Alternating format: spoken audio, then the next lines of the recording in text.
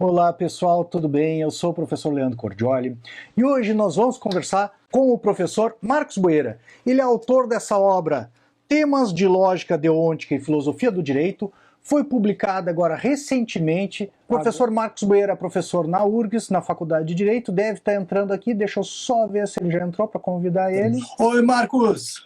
Fala, querido. Tudo bem? Bom? É sempre um prazer conversar contigo, cara. Muito obrigado pela participação. Uma honra. Tudo bem contigo, com a tua família? Tudo ótimo, tudo maravilha, graças a Deus, e contigo. Que bom. Também, tudo tranquilo. Eu estava falando com o pessoal aqui que você lançou esse livro, essa excelente obra, que é Temas de Lógica Deontica e Filosofia do Direito. Você lançou agora faz uns 2 meses, eu acredito, 2, 3 meses, né? Exato. E é fruto das tuas pesquisas na Itália, no ano passado e nesse ano, né? Que você teve... Em parte, sim, Leandro. Na verdade, esse livro reúne uma coletânea de 12 artigos, né? Artigos científicos, acadêmicos, Sim. que escrevi ao longo dos últimos 3 anos. E alguns desses artigos foram publicados em anais de eventos, em revistas especializadas na área de lógica e filosofia do direito, e alguns são inéditos, né? De maneira que eu compilei esses artigos e expus na forma de um livro, né, que pudesse abarcar 12 temáticas importantes da área de lógica deontica e filosofia da linguagem, né? Excelente. Ao direito, né, a linguagem normativa. E a pesquisa que eu realizei na Itália, ela será publicada no ano que vem. Né? Primeiro eu vou publicar lá na Itália, e aí depois vou traduzir o texto e publicar aqui no Brasil também. Ainda estou procurando editora para isso, enfim. Talvez a FIC, excelente. É uma editora que eu aprecio muito. E, sim. Enfim. Do Lucas Margoni, perfeito. Isso aí. Exato. A FIA é uma excelente editora. E eu ia te perguntar, Marcos, a gente gravou no final do ano passado, coloquei no ar esse ano, um programa sobre lógica jurídica, lá no Papo Filosófico, né? Você foi um dos primeiros entrevistados, né, e nos deu a honra de conversar a respeito de lógica jurídica. E aquele vídeo está sendo um sucesso, Marcos. Esse assunto da lógica jurídica e associado ao teu nome no YouTube é sucesso garantido. Eu queria saber contigo o que é lógica jurídica, então? O que é a lógica aplicada ao direito? Ela faz parte da lógica? Bom, essa é uma questão que inquietou muitos dos juristas que estudaram lógica e dos lógicos que estudaram o direito. Né? No século XX, nós tivemos extensos e profícuos debates sobre o assunto, né? Que é qual é exatamente a divisão das ciências e a divisão das artes, que condizem justamente com a área do direito no que tange a lógica. Né? E 2 autores foram muito importantes no século XX que se dedicaram, digamos assim, a essa temática. Um deles é o Georg Kalinowski, né? Grande jurista e grande filósofo, grande lógico. Ele tem uma carreira, digamos assim, toda voltada para o estudo da lógica simbólica e a lógica matemática, né? Principalmente no tempo em que ele esteve na Polônia. E quando ele se muda para a França, ele se dedica à filosofia do direito, que é o tempo, digamos assim, de grande produção intelectual do Kalinowski, que é exatamente quando ele faz também a amizade com o Michel Villey, e ali eles travam todo um debate, né, a respeito do direito natural, da lei natural, enfim. Então, o Kalinowski é um dos autores que se dedicou a estudar essa divisão entre lógica jurídica e lógica deontica. E o outro autor é o... Até ia te dizer... Quanto ao Kalinowski, você contou com o prefácio do Guilherme Boff, que é estudioso do Kalinowski, né? Exato. Que legal, né? Guilherme é um dos grandes nomes do Kalinowski no Brasil, né? Isso. O Guilherme me deu a honra de prefaciar o meu livro. É um grande amigo. Hoje mesmo eu estarei com ele, vamos comer um churrasco. Opa! Então... Manda um abraço para ele. Mando, com certeza. Estaremos eu, ele e o professor Daniel Mitidiero. Vamos comer um churrasco hoje. Então, maior prazer. E o Guilherme, então, me deu a honra de fazer o prefácio, né? Estuda o Kalinowski há muitos anos, foi tema da dissertação de mestrado dele, que, aliás, foi publicada, né? Verdade e Direito em Kalinowski. E o outro autor, né, do qual eu falava, é o Georg Heinrich von Wright, né? Que é um autor finlandês, que é discípulo do Wittgenstein, talvez o maior discípulo do Wittgenstein, junto com a Elisabeth Anscombe, e o von Wright também se dedicou a estudar a lógica deontica e a lógica jurídica. O que esses dois autores têm em comum? Ambos distinguem a lógica jurídica da lógica deôntica. Tá? E fazem, tomando por base um ponto de partida que é, digamos assim, decisivo. Enquanto a lógica jurídica é uma parte da ciência do direito, que se dedica a estudar o raciocínio jurídico propriamente dito, tá? A partir das teorias da argumentação ou a partir da teoria da interpretação e da aplicação do direito, a lógica deôntica, por outro lado, é uma lógica simbólica, que, como todas as lógicas simbólicas, possui um sistema, digamos, com um conjunto de regras e axiomas, cálculos de predicados de primeira e segunda ordem, e regras de implicação e inferência dentro desse teorema, dentro dos teoremas deônticos. Tá? A lógica deôntica é uma lógica simbólica, porque tal como as demais lógicas simbólicas, a lógica epistêmica, as lógicas modais aléticas, a lógica de relevância, a lógica matemática e outras lógicas, a lógica deôntica é uma lógica que lida com critérios, digamos assim, absolutos de necessidade. Tá? Coisa que na lógica jurídica nós normalmente não lidamos com critérios de certeza ou necessidade, senão com critérios de probabilidade, né? Que é justamente o que marca o campo da argumentação jurídica. Então, há sim uma distinção, digamos assim, divisão dos saberes, né? Há uma distinção radical entre ambas, mas elas possuem, por outro lado, conexões entre si. Né? Uma retroalimenta a outra, digamos. Né? Sim. Eu acho que já em Aristóteles mesmo, no Organon, havia uma separação, né? Quando ele tem um tratado que é sobre essa lógica de probabilidades e um tratado sobre a lógica da necessidade mesmo, né? Eu me lembro quando eu li no Aristóteles, inclusive ele tem o próprio raciocínio prático, além do Organon também lá na Ética Nicômaco, no livro 6º, ele também traça, e no livro 7º também, não deixa de ser por causa da acrasia, que é o erro do raciocínio, né? O erro da escolha. Raciocina correto, mas não escolhe bem, né? Perfeito. Zé, no Organon, essa divisão ela aparece de maneira bastante contundente, né?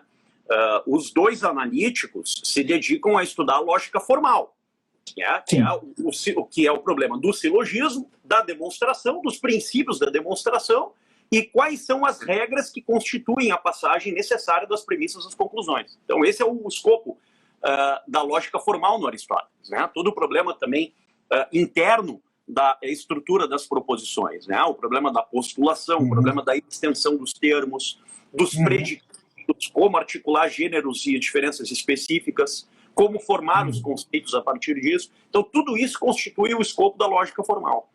Na tópica, o Aristóteles trata, claro, no Peri Hermeneas, no livro sobre a interpretação também, mas no livro da tópica, onde ele caracteriza de maneira mais contundente a questão da probabilidade e da verossimilhança, né? Que é justamente o escopo da lógica material ou da dialética, né? Como nós achamos.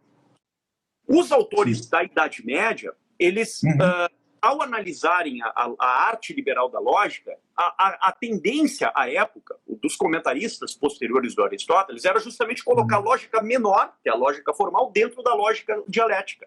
Né?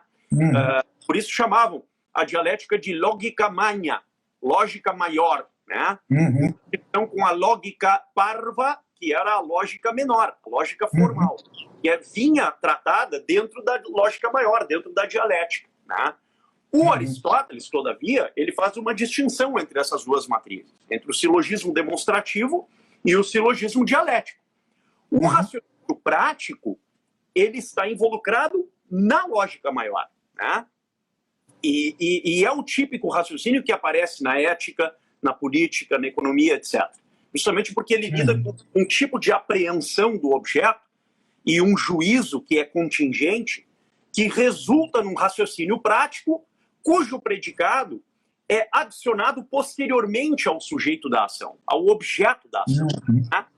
E essa adição do predicado ao objeto supõe uma deliberação. Por isso que o juízo é sempre contingente, porque ele delibera nas circunstâncias para realizar adequadamente o bem, né, que é a causa final da ação. Então, é um raciocínio típico do agir, é uma recta ratio ad bilium, né, é a prudência, a frônesis, que o Aristóteles traz no livro 6º da Ética.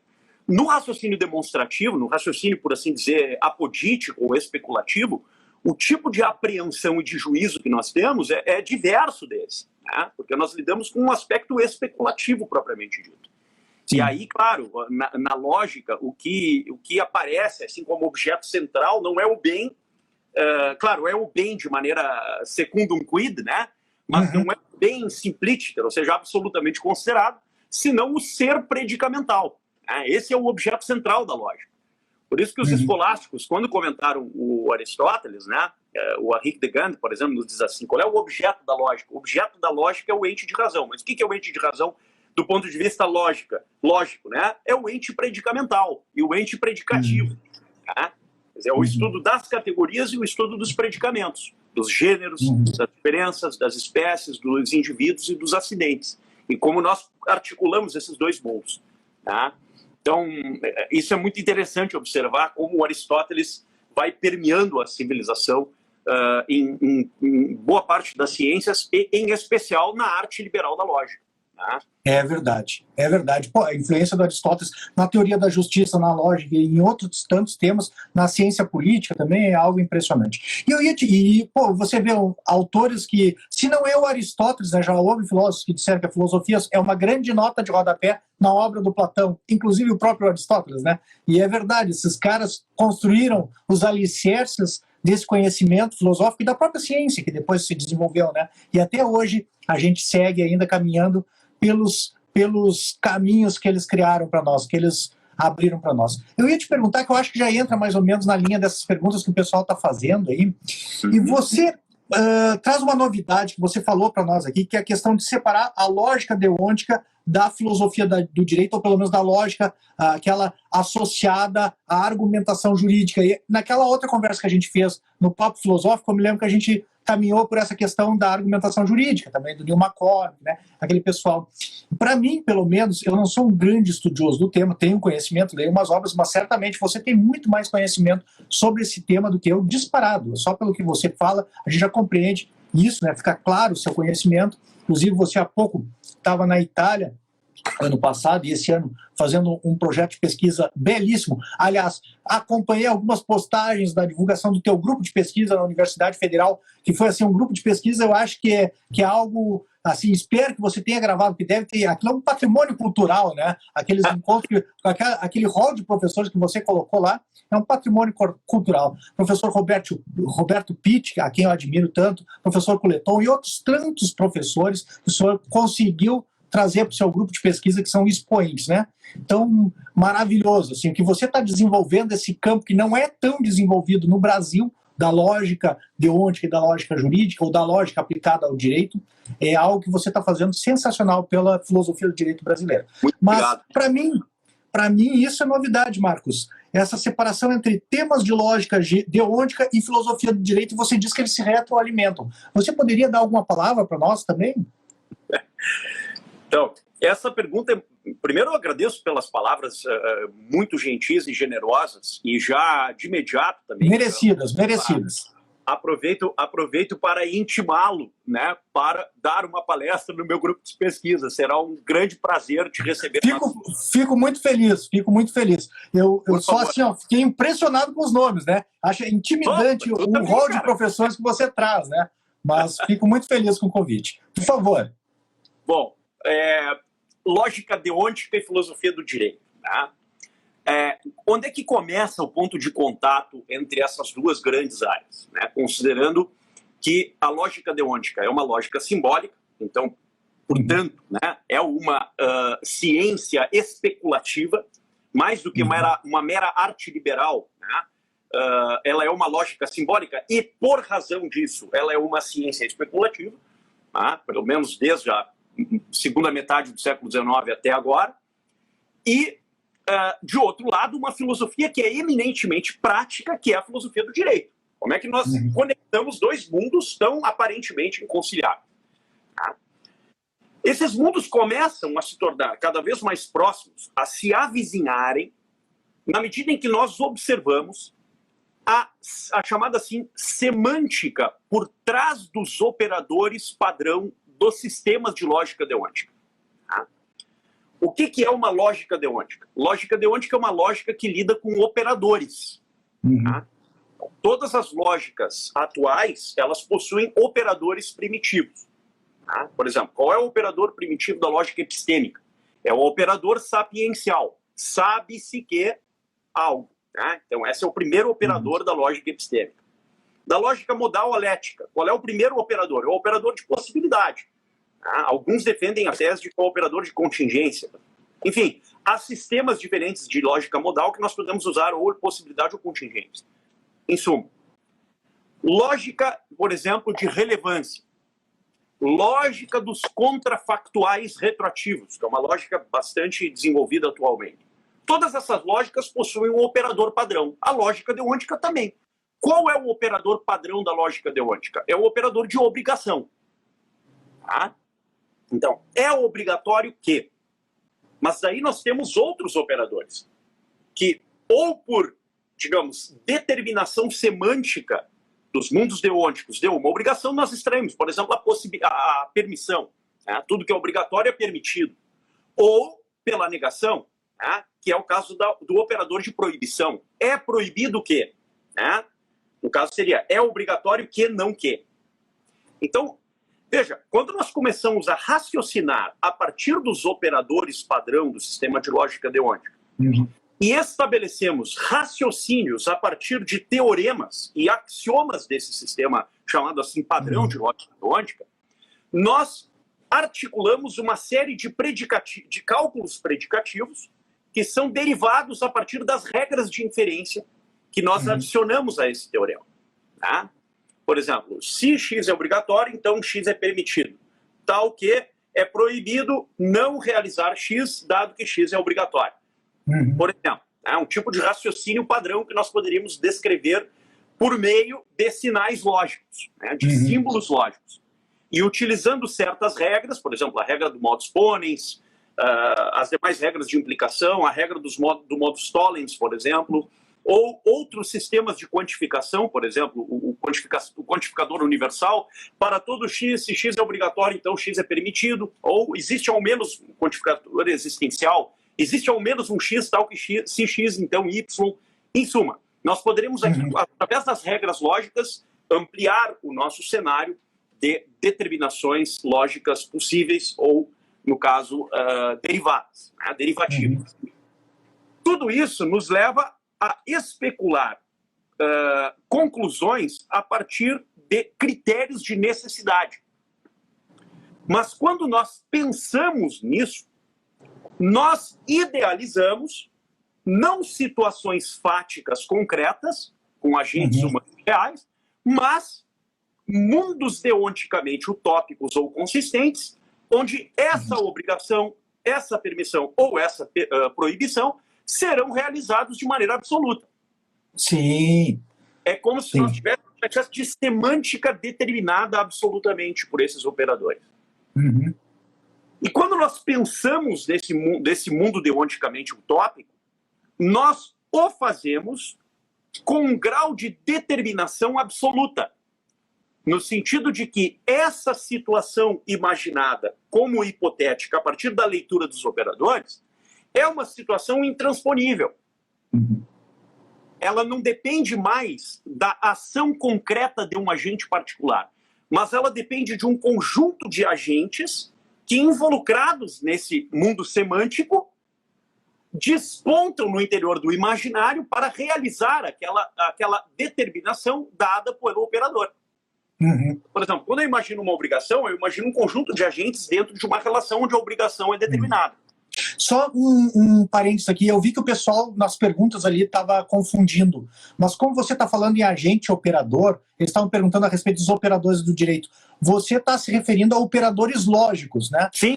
E os agentes aí sim, são sujeitos, né? No caso, são sujeitos que não são sujeitos físicos, porque a gente está num plano utópico, mas são sujeitos, né, que você coloca para o raciocínio ali, né? Como pessoas que estão raciocinando. Então, você poderia falar só um pouquinho antes de seguir a explicação para poder esclarecer para o pessoal o que são os operadores lógicos e exemplos deles e como funciona essa questão dos sujeitos. Perfeito. Todo sistema lógico possui operadores. O que é um operador? Um operador pode ser visto, do ponto de vista sintático, como um enunciado acompanhado de um verbo e de um sujeito. Tá? No caso dos operadores deônticos, como nos operadores modais também, para vislumbrar bem isso, nós... Exemplo, posso dar um exemplo para ver se eu estou compreendendo? Por exemplo, Sócrates bebeu cicuta. É um sujeito, um verbo e um predicado, é isso? E o predicado, perfeito. Só que na lógica deôntica, por exemplo, os enunciados normalmente eles são performativos. O que quer dizer isso? Compreendi. Pode seguir, por favor, dê exemplo. Eles são enunciados condicionais. Eles transformam a realidade empírica do mundo. No caso da sentença que você enunciou, Sócrates tomou cicuta, ou toma cicuta, no verbo presente, por exemplo, é apenas uma constatação de algo que está acontecendo ou já aconteceu. É uma descrição. É uma descrição. Isso. Nos enunciados normativos da lógica deôntica, não. Nós lidamos com algo que transfigura o estado de coisas do mundo. Mas para que nós pensemos nesse mundo semântico, é necessário que nós o pensemos como se idealmente realizado fosse. Tá. Então, por exemplo, só para dar um exemplo. Não fumar, por exemplo.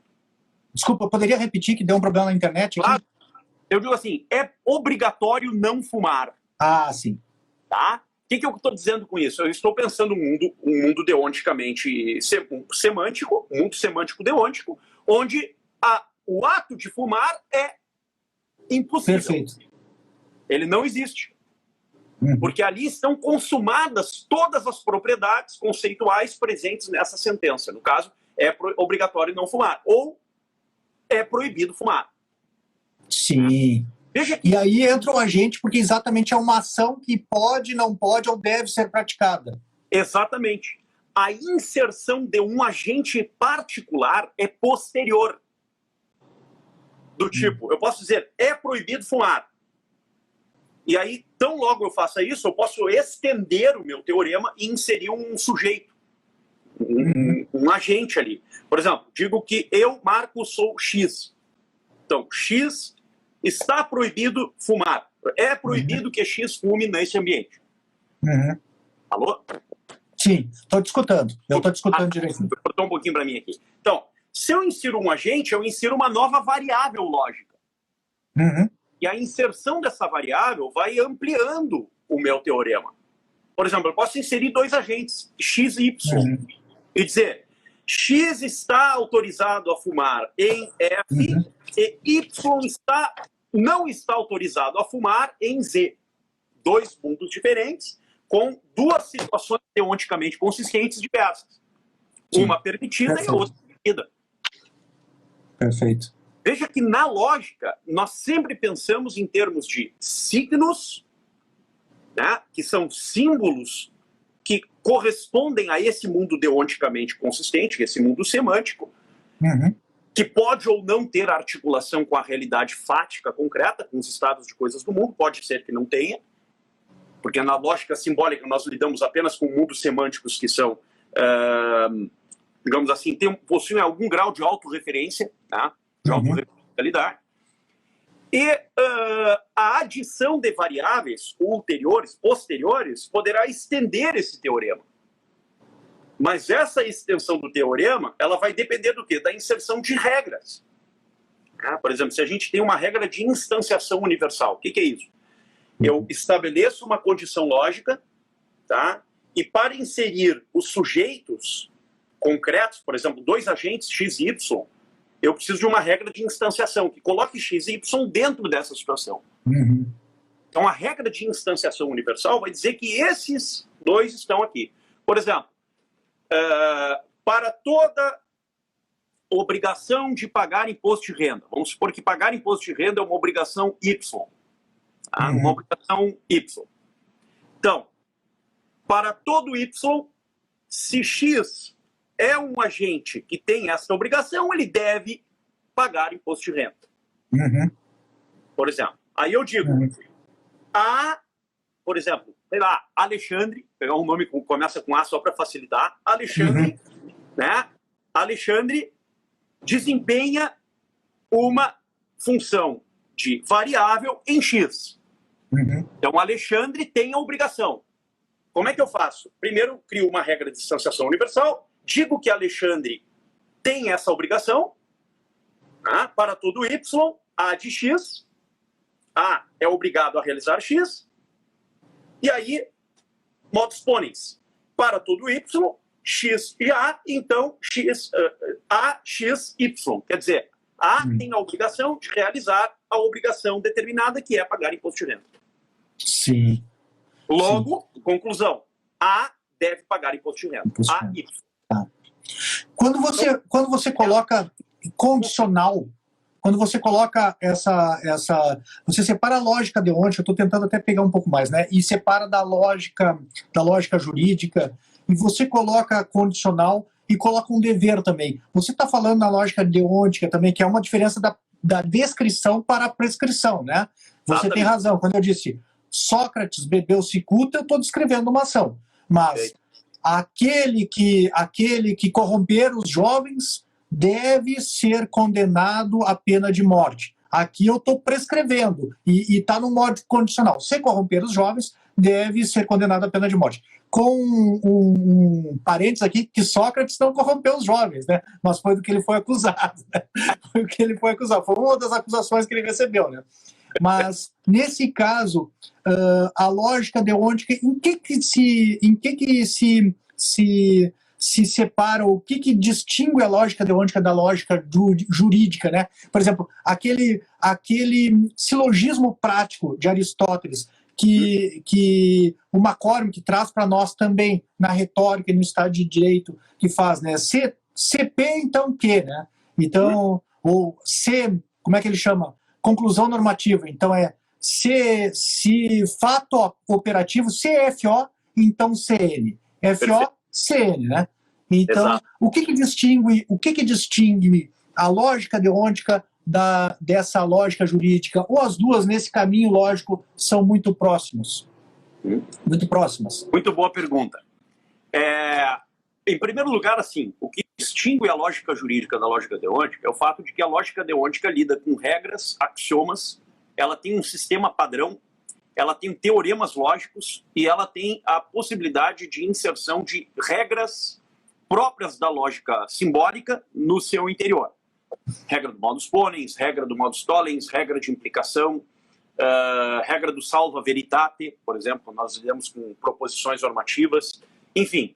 Na lógica deontica, nós lidamos com uma lógica simbólica em stricto sensu, né? Como se fosse a lógica matemática. Tá? Na lógica jurídica, por outro lado, nós lidamos assim, de maneira bastante presente, né, com o chamado raciocínio prático. E aonde está o raciocínio prático? O raciocínio prático depende de duas coisas. Tá? Depende, em primeiro lugar, da apreensão do fim que é tomado como bem ou objeto de uma ação.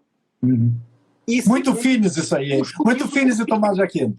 Não, mas é isso. Quer dizer, vamos lá, intelecto, né? Todo intelecto é uma potência, uma faculdade humana, talvez a mais alta das faculdades humanas. Como que o intelecto opera? Ele opera através de uma coisa que nós chamamos de dianoiesis, que é a razão, que os latinos chamavam de ratio. A razão, ao operar o intelecto em direção ao seu termo, que é o conhecimento das coisas, ela possui três atos, né, que são como que três etapas na direção do objeto do conhecimento. Que são a apreensão, o juízo e o raciocínio. Na especulativa, a apreensão, o juízo e o raciocínio se determinam segundo uma causa, segundo uma razão conceitual ou proposicional. Eu apreendo um objeto e eu, tão logo o apreenda, eu transfiguro um conceito, um verbo mental. O que por exemplo, Tomás de Aquino chamava de conceptum intellectus, né? O conceito intelectual, o verbo mentis, o verbo mental. Desse verbo mental, nós vamos ao juízo. O que o juízo especulativo vai fazer? Ele vai determinar se o predicado é atributo de um sujeito ou não. É verdadeiro ou não é? É ou não é. Aí ele vai avaliar se aquilo é uma proposição verdadeira ou falsa. Se é um conceito que tem condição de verdade ou não. Esse é o raciocínio especulativo na lógica clássica. Não é assim na lógica simbólica. Na lógica simbólica há outros elementos decisivos aqui. Mas na lógica clássica, esse é o modus operandi, vamos dizer. No raciocínio prático, como é que funciona? A apreensão é uma apreensão do objeto contingente, o juízo é a cogitativa, é a deliberação, e o raciocínio prático é justamente a articulação do predicado com a ação contingente, que realiza esse objeto justamente na circunstância concreta. Por isso que no juízo prático nós temos uma coisa chamada frônesis, a prudência. Ele tem algumas coisas análogas ao raciocínio especulativo. Por exemplo, os 3 atos da razão. A apreensão, o juízo e o raciocínio. Só que no caso da razão prática, isso toma uma outra direção. Porque você tem uma conformidade entre o pensamento e a ação. Né? Coisa que na razão especulativa não existe necessariamente. Então, veja que no caso da lógica jurídica, com que tipo de raciocínio nós lidamos? Com o raciocínio prático. Como funciona o raciocínio prático? Ele funciona a partir de uma postulação das premissas, tendo em vista uma conclusão provável. Essa conclusão ela poderá ser necessária, porém, mesmo sendo necessária, ela terá um aditivo, um elemento adicional, que é chamado futuro contingente, que a tornará sempre uma conclusão contingente relativamente ao futuro. Sim. Então vamos pegar o exemplo do McCormick para ver isso aí, né, que eu acho que é muito bom. Então, como é que a gente faz para estruturar o raciocínio prático? Nós temos um silogismo dialético, um silogismo prático. Uma premissa maior, uma premissa menor e uma conclusão. Tá? No raciocínio demonstrativo, na demonstração, essa conclusão é sempre necessária à premissa. As premissas. É o exemplo do Aristóteles. Todo ser humano é mortal, Sócrates é um ser humano, Sócrates é mortal. Espécie, gênero, indivíduo, espécie, indivíduo, gênero. Aqui no raciocínio prático, essa relação do gênero com a espécie nunca é uma relação de inserção absoluta. Mas é sempre uma relação de inserção provável. Nós não temos uma certeza, uma garantia. Sim. E por isso nós precisamos adicionar outras garantias, usar uma expressão do Stephen Tolman, a gente precisa adicionar um warrant, uma garantia posterior dada por um background, né? Justamente para fortalecer ainda mais a conclusão que não tem necessidade. E ela nunca terá em razão dos futuros contingentes. Então, qual é o mais próximo que nós conseguimos chegar no raciocínio jurídico, no raciocínio prático? Isso se dá quando, na premissa maior, nós colocamos uma premissa normativa, uma norma. Na premissa menor, nós colocamos uma premissa fática. E na conclusão, nós extraímos uma inferência. Que é exatamente o que o modelo clássico de teoria da norma propunha. O que é uma norma jurídica? É um fato mais uma consequência. É um preceito mais uma sanção. Então nós temos a norma, por exemplo, sei lá, numa obrigação solidária, todos os envolvidos são devedores. Premissa menor. A e B são obrigados solidariamente na obrigação X. Conclusão. A e B devem satisfazer a obrigação de igual maneira. Sim. No caso do direito penal, matar alguém, pena tantos a tantos anos. Premissa menor. Ao que tudo indica, veja que não há grau necessário aqui, há um grau sempre provável ou verossímil, muitas vezes. Né? Então, provavelmente A matou o B.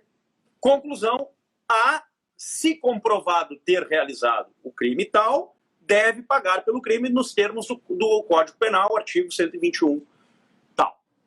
Quer dizer, premissa maior, norma, premissa menor, fato, mesmo que provável, conclusão, dadas as duas premissas, conclui-se isso. Mas é sempre uma conclusão provável. Que ela nunca terá um grau de necessidade definitivo, como a não silogismo demonstrativo. Então, isso aqui é o próprio da lógica jurídica. E a lógica jurídica e as teorias da argumentação se desenvolveram muito depois da obra do McCormick e também do Alex. Porque eles lidam já com modelos adequados para os hard cases, onde você não tem uma premissa normativa pré-estabelecida de maneira definitiva. Então você precisa de um outro critério, que é o que eles chamam de requisito de universalidade. E você precisa também ter outros requisitos para ir preenchendo o raciocínio prático, tornando ele o mais próximo da certeza, ainda que ele, como tal, não seja certo como a lógica deontica. E aí você cria requisitos para fazer isso. Primeiro, o requisito de universalidade. Quando você diz, olha, para postular a premissa normativa, eu preciso encontrar uma razão universal, que pode ser um precedente, pode ser uma outra norma, pode ser uma norma de direito internacional, pode ser uma decisão de uma corte internacional, por exemplo, decisão da Corte Interamericana de Direitos Humanos, por exemplo. Eu pego e uso na premissa maior. O que é isso aqui? Isso aqui é um requisito de universalidade. Dado o hard case, dado que no sistema jurídico eu não tenho uma norma assim, direta para regular o assunto, então eu saco uma premissa universal. Depois de fazê-lo, eu vou aproximando do caso até chegar na conclusão. Tá? Só que às vezes acontece que mesmo o requisito de universalidade, ele não é satisfatório. Então eu preciso de outros requisitos. Por exemplo, o requisito de coerência e consistência. Né? Ou seja, dado que eu tenho, eu preciso, na decisão, me aproximar com o máximo de acuidade, com maior consistência, tá? E coerência normativa e narrativa, como diz o McCormick, do objeto mesmo do sistema jurídico. Eu preciso tentar fazer aquilo que é uma interpretação extensiva, mas não menos precária, da unidade do sistema jurídico, como diz o Canaris e o Cavendish. Para lá no final eu pensar nas consequências dos resultados da decisão. Ou seja, dentro do raciocínio prático existe uma coisa chamada decisão. E a decisão, ela carrega consigo todos os seus sentidos. E é isso que torna a tarefa da lógica jurídica e das teorias da argumentação uma tarefa até, sob certo aspecto, pedagógica. Né? Porque se lá na lógica deontica nós lidamos com raciocínios especulativos, raciocínios apodíticos, vamos dizer assim, com conclusões certas, necessárias, com a aplicação de regras, com a aplicação de critérios de quantificação, com a aplicação de outros operadores lógicos, por exemplo, a aplicação de um operador modal dentro de um sistema deontico, a aplicação de um operador epistêmico dentro de um sistema deontico, o que eu vou obter? Eu vou obter resultados lógicos. Tá? É como um sistema de inteligência artificial, por exemplo. Eu aplico lá, dado que CQ, então, R, por exemplo. Tá? Aqui não. No raciocínio prático, na lógica jurídica, na teoria da argumentação, o que eu tenho? Eu tenho o esforço, que é apodítico sob certo aspecto, porque a tarefa do direito também é interpretativa, é uma tarefa de exegese, e portanto é especulativa, mas ela também é prática, porque ela lida com o contingente. Essa tarefa, que é simultaneamente especulativa e deliberativa, ela vai supor sempre a necessidade de você justificar as suas decisões. E essa necessidade de justificar, ela exige a adição ulterior de vários raciocínios. Né? Usar uma expressão do Perelman aqui, é como se você pegasse uma teia, um tecido, e fosse abrindo ele. Tá? E esse tecido ele fosse sendo costurado aos poucos. E a costura se dá por uma agulha. A agulha é a argumentação, é o raciocínio propriamente dito. Tá? E o encadeamento dos raciocínios que vai ampliando esse tecido. Então, o grande ponto da lógica jurídica está em articular forma com arbítrio, ceticismo com formalismo, usar uma expressão do Hart aqui, né? Como eu lido com esses dois mundos? Quer dizer, entre o ceticismo e o formalismo tem a teoria da argumentação, tem a lógica jurídica, que tenta fazer a aproximação entre a praxis e a especulativa, digamos assim. Então, em síntese, isso. Perfeito. Eu até me chamo a atenção porque, de fato, nesses dois pontos que tu mostrou para a gente ainda, que trabalham muito na primeira premissa, ainda na segunda premissa, no Retórica e Estado de Direito, naquele outro livro, agora não me lembro o nome, um livro mais antigo do McCormick, de argumentação jurídica. Teoria do direito. Isso aí. Ele bate também numa segunda, que sempre que eu dou hermenêutica, eu digo, argumentar juridicamente envolve interpretação, envolve hermenêutica, mas é esse mesmo aí. Perfeito. Né? Envolve hermenêutica, mas não envolve só hermenêutica, porque tem uma questão da segunda premissa, em que você vai provar que Alexandre, que é o nosso exemplo hoje, ou Sócrates, né? Sócrates, ou Alexandre matou Pedro, você tem que demonstrar isso, e isso se dá com base na argumentação narrativa e com base em provas, né? Então, a argumentação jurídica envolve essa parte lógica, que é a estrutura do raciocínio, e que ela, de certa forma, ela mostra o que o bom raciocínio fez para chegar a uma conclusão jurídica, mas também é um pouco maior, né? Isso é parte da lógica, mas também na construção da primeira premissa envolve hermenêutica, mas na construção da segunda premissa envolve uma narrativa que não é qualquer narrativa, é uma narrativa jurídica com base em fatos e provas, né? E aí também é que a parte da prova, do direito probatório, das provas que você vai realizar, seja testemunhal, seja técnica, seja documental, vão acabar influenciando. E tudo isso leva para chegar à conclusão ali, né, do fato operativo da aplicação, né? Como é que você acha? Na lógica, na lógica jurídica, e a lógica deontica, é que eu estava olhando no teu livro, no capítulo 8, tu inclusive referiu aqui para nós, tem esse plano utópico, né, que ultrapassa, eu achei muito interessante, né, que é por isso que eu perguntei a questão do agente, dos operadores do direito, que eu vi que o pessoal estava confundindo um pouco, né? Mas nesse plano utópico, como é que fica, como é que funciona? Porque aí não há uma necessidade no plano utópico.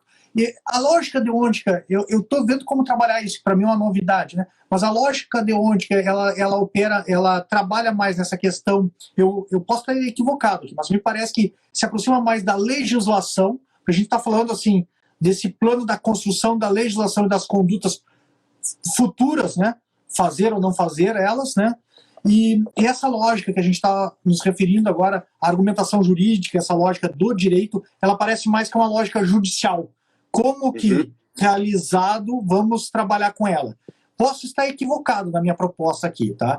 Mas me parece, eu gostaria de te ouvir nesse ponto, e me parece que na lógica deontica, uma outra questão também, é como é que figura exatamente essa questão da utopia na lógica deontica. Porque eu entendi e achei brilhante o que tu me colocou desses mundos ideais, porque a gente está falando aqui nesse plano deontico que é exatamente num plano normativo. E faz todo sentido trabalhar num plano ideal, dizer assim, ó, não fume, porque, né, porque você não quer que a pessoa fume, então você está mirando num mundo em que as pessoas não fumam. Só que você tem que trabalhar que na ação das pessoas isso pode acontecer. Então faz todo sentido agentes e um plano utópico, né? E é o que tu trata no teu livro Temas de Lógica, Deontica e Filosofia do Direito, do capítulo 8. Então eu gostaria que tu pudesse nos dar alguma palavrinha até para a gente poder, né? Para mim é muita novidade isso aí, tá ali ele, né? Eu tenho o meu aqui também, o meu tá aqui em mãos, né? Eu gostaria que você desse alguma palavrinha para nós aí. Tá, perfeito. Bom, a tua pergunta eu diria assim, Leandro, é decisiva, porque a semântica é uma parte constituinte da lógica, né? Quer dizer, eu arriscaria dizer com o Frege e com o nosso querido Wittgenstein que não existe lógica sem uma semântica. Né? É possível a existência da lógica sem a lógica simbólica, não a lógica clássica, entendamos bem. É possível uma lógica simbólica sem uma ontologia. Mas não é possível uma lógica, mesmo a lógica simbólica, sem uma semântica. Tá? Isso significa dizer que, quando nós lidamos com a lógica deontica, a semântica propriamente dita é uma semântica que lida com estados de coisas que são hipotéticos, mas imaginativamente utópicos. Quando eu digo assim, é proibido fumar, qual é o tipo de operação mental que uma pessoa que recebe esse enunciado imperativo traz? Né? O que ela vai pensar? Ela vai pensar em algo que existe no estado de coisas do mundo ou algo que não existe, mas é condicional? O segundo tipo. Né? Agora, ao pensar sobre esse estado de coisas condicional e hipotético, o que ela faz? Ela contrasta os aspectos factuais com os aspectos contrafactuais, que são essas utopias ideais. Um mundo onde ninguém vai fumar, um mundo onde ninguém fuma, um mundo talvez onde nem cigarro existe, nada que diga respeito ao fumo em si. Tá? tudo isso nos traz imensos desafios do ponto de vista analítico. Tá? E quando nós articulamos, como é a propositura desse livro, a lógica deôntica com a filosofia do direito, a grande dificuldade está em discernir como nós relacionamos os operadores deônticos com as normas jurídicas. Tá? E aí é necessário que nós atentemos para uma semiótica da norma jurídica, que é o que eu procurei desvendar e diagnosticar nos 2 primeiros capítulos desse livro, a partir da qual nós consigamos estabelecer uma espécie de delimitação semântica referencial do enunciado normativo e dentro dessa delimitação referencial do enunciado normativo, nós possamos lidar com a lógica deôntica. Como se a teoria da norma e a lógica deôntica tivessem uma articulação profunda. Esse esforço, todavia, não é meu, não fui eu que comecei isso, isso é muito antigo. Isso já está nos primeiros autores que lidaram com a lógica deôntica, no século XX. E, de maneira mais cristalina, naqueles que eu julgaria assim, os 2 principais, né? O Kalinowski e o Heinrich von Wright, né? O Georg Heinrich von Wright, o pai desse livro aqui, ó. Deixa eu mostrar para vocês. Esse aqui, ó. Norm and Action, Norma e Ação. Né? Eu não tenho inglês, porque em inglês custa a bagatela de R$850. Uau! Caro. Aí eu, como outros aqui, eu fiz a opção preferencial muito mais barato. Não, já descobri, né? Mas o livro eu tenho mais barato. Muito bem. Esses livros de lógica são caros, né, professor?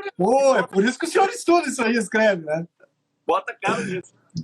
Então, qual é a saída? A saída é diagnosticar uma primeira pergunta, que foi a pergunta que dirigiu praticamente todos os grandes escritos de lógica deôntica até os anos 90, da década do século passado.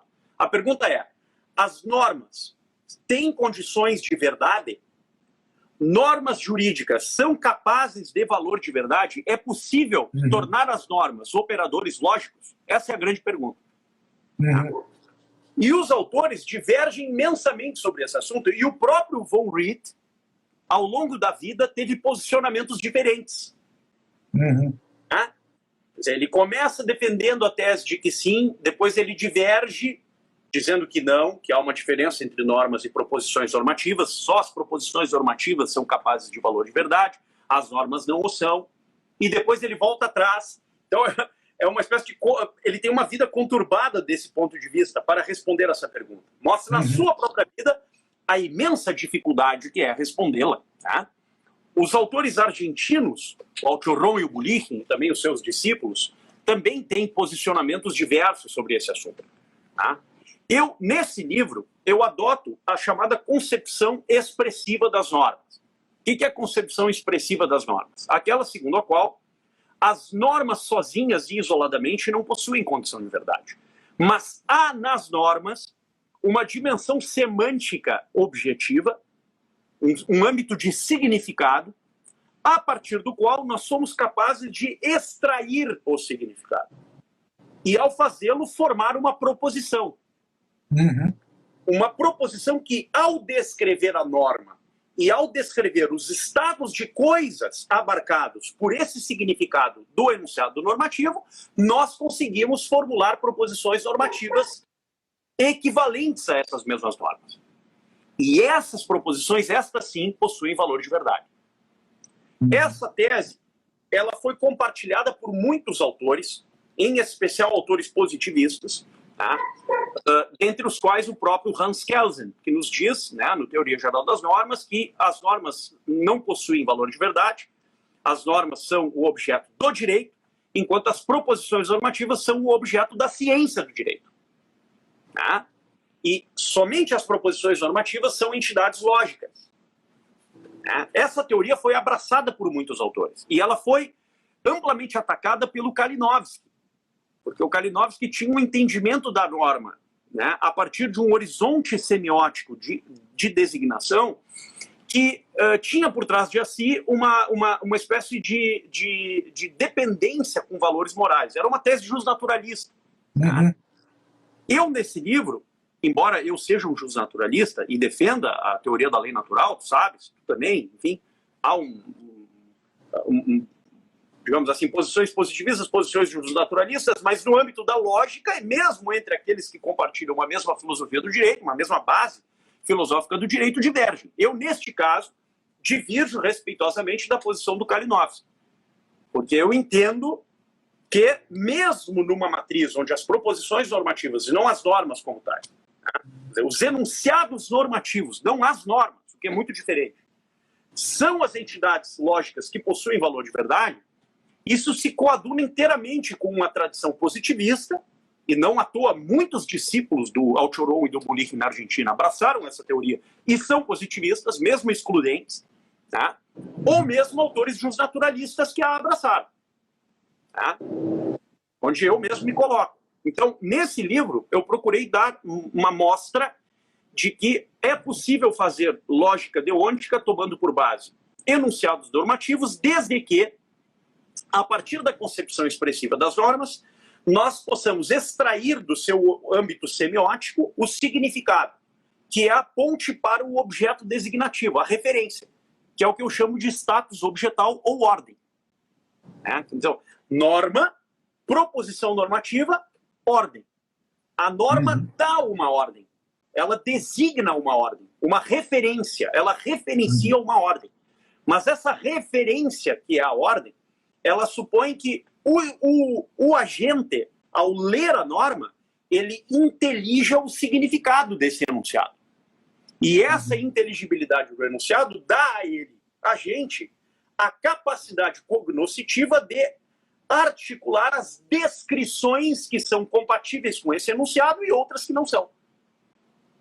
Ou, em outras palavras, as proposições normativas que são verdadeiras, relativamente a esse enunciado, e as proposições normativas que são falsas. É o que eu ia dizer. Aí passa a haver um juízo de verdade, de adequação, no caso daquilo que o agente fez um ato de intelecção em relação à norma, né? Há uma adequação aqui do intelecto, não a coisa, mas a coisa aqui é a norma, no caso, né? Isso, exatamente. O objeto do conhecimento é o enunciado normativo. Perfeito. Sim. Que, para o sistema jurídico, é chamado norma. Para a lógica deôntica, é chamado proposição normativa.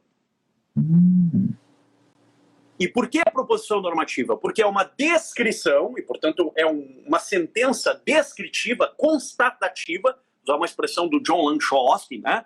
É uma constatação do objeto do conhecimento, que é o enunciado normativo. E no sistema jurídico desempenha uma outra função, que é a função performativa de ser uma norma. Agora, vejam que há imensas dificuldades mesmo nisso.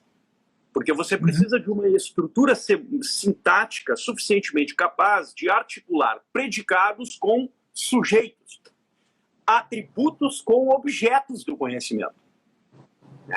Então, a composição sintática do enunciado normativo é algo extremamente importante nesse sentido. E mesmo nesse livro, o que eu faço? Eu tomo do Carnap, do Rudolf von Carnap, que é um dos grandes filósofos analíticos, a tese segundo a qual há sempre a relação do conceito com o sentido e com o objeto.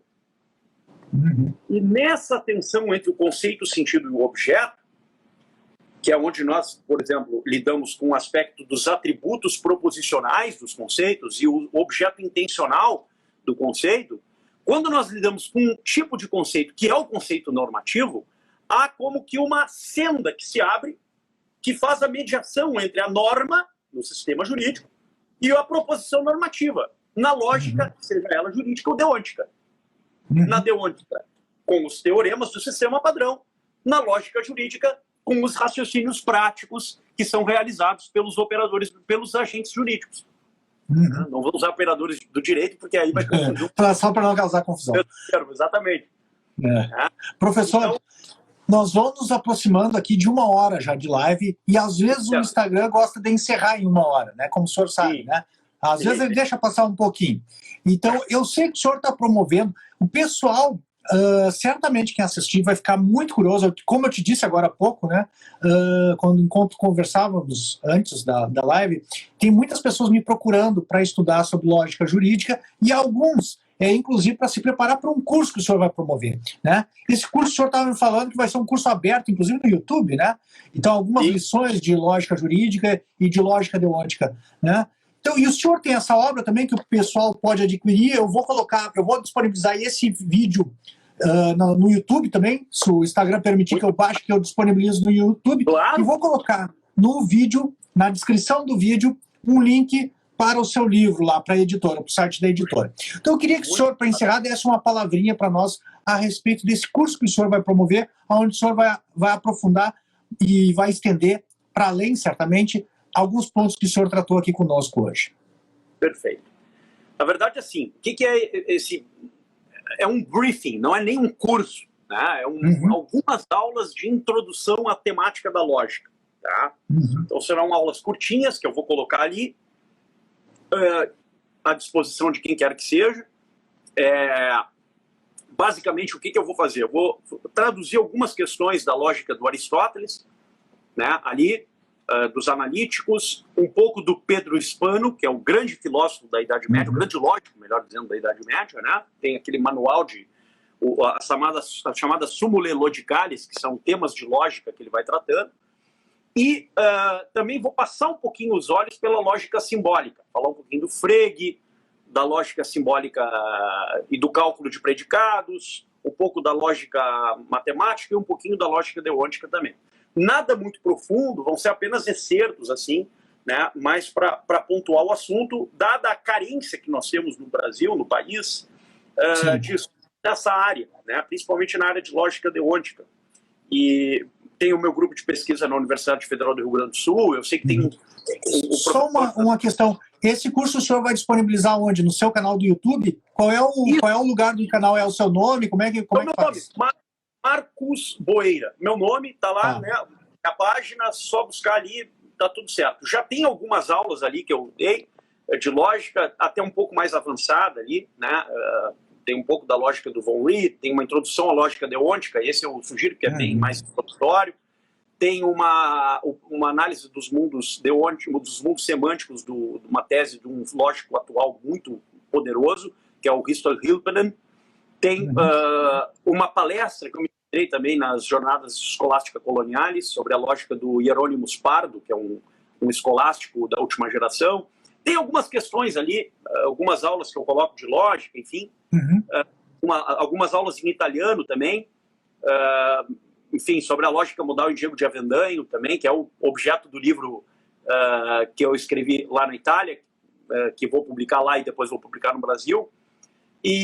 Mas, bem, essas aulas que eu vou disponibilizar lá a partir de janeiro serão aulas bem introdutórias, bem diferentes dessas que já estão lá.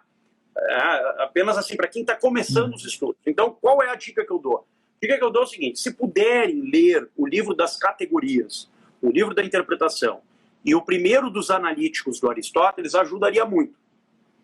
E essa é a dica que eu dou. Já tem o pessoal tem me perguntado, mas até eu já vou dar uma relida, porque eu acho que até eu vou assistir essas lógicas. O senhor é um grande professor desses temas. E, professor, se alguém tiver interesse de participar do teu grupo de pesquisa, tem como, primeiro, entrar em contato contigo? Como é que faz para entrar em contato? E como é que funciona o teu grupo de pesquisa? Só mandar um e-mail para mim ou uma mensagem aqui no Instagram, sem problema nenhum. Professor, tem interesse em participar do seu grupo de pesquisa? O grupo de pesquisa vai voltar em fevereiro, depois do Carnaval. Voltaremos depois do Carnaval. E a ideia é seguir as leituras. Como funciona o grupo? Nós fazemos leituras de 1 hora, toda quarta-feira, das 17 às 18. Nós elegemos ou um livro ou um artigo, que sempre é de um autor da lógica deontica stricto sensu, ou da filosofia analítica, ou da escolástica ibero-americana, né? Ou de alguma dessas três. Né? O último que nós lemos, por exemplo, foi a lógica deontica do Kalinowski. Então a gente leu, terminamos agora na semana passada. E o próximo que nós vamos ler, ainda não sabemos, mas ao que tudo indica, eu quero ler com o pessoal o livro do Quine, o Willard von Orman Quine, que é um dos grandes filósofos analíticos do século XX. Né? Eu quero ler um livro dele, alguns artigos de um grande livro dele chamado Desde um Ponto de Vista Lógico. Tá?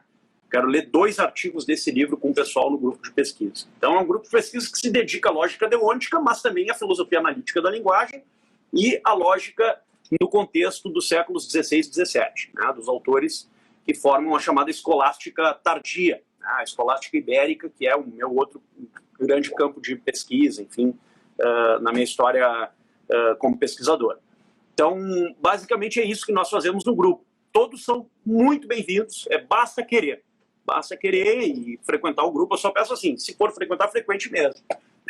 Leia os textos, acompanhe, enfim. Há muita gente que vem, mas depois desiste da segunda, terceira. No início é difícil mesmo. Lógica não é um assunto como as ciências práticas, é um assunto que é difícil desde o início, mas depois ele se torna fácil. Diferente da filosofia prática, que começa fácil e depois se torna difícil. Na lógica é o contrário. Né? Então o pessoal tem a tendência de chegar e ver que não consegue ali no primeiro momento e já desiste. Peço que não desistam, né? Que se deem o crédito, deem um crédito a si próprio, né? E continuem. Esse é um pouquinho do grupo. Todos são bem-vindos, todos, indistintamente. Perfeito, meu amigo. Fico muito feliz com a tua participação, né? Você tem uma participação lá no canal já em diversos, fizemos outras lives contigo na Itália também, já te fizemos presencial antes da quarentena, antes de tu ir para a Itália também. Fico muito alegre em te rever, ver que você está bem, está pesquisando, está, né, aí bem ativo mesmo nessa quarentena e saudade de nos encontrarmos, fazer alguma coisa pessoalmente aí, né? Vamos esperar agora mais um pouco, de repente conseguimos. Tá? Vou disponibilizar então o vídeo no YouTube para quem quiser assistir. Só vou tentar ver se o Instagram me permite baixar aqui e coloco no YouTube e aviso aqui pelo Instagram mesmo e coloco link para essas informações todas na descrição do vídeo. Um abração então, meu amigo. Cuida de ti e da família aí. Foi um grande prazer, muito obrigado. Prazer foi meu e certamente o pessoal que ouvir você falando vai aprender muito. Eu sempre fico impressionado com a tua cultura e a tua capacidade intelectiva. Um abração, meu amigo. Um abração, meu querido. Até mais.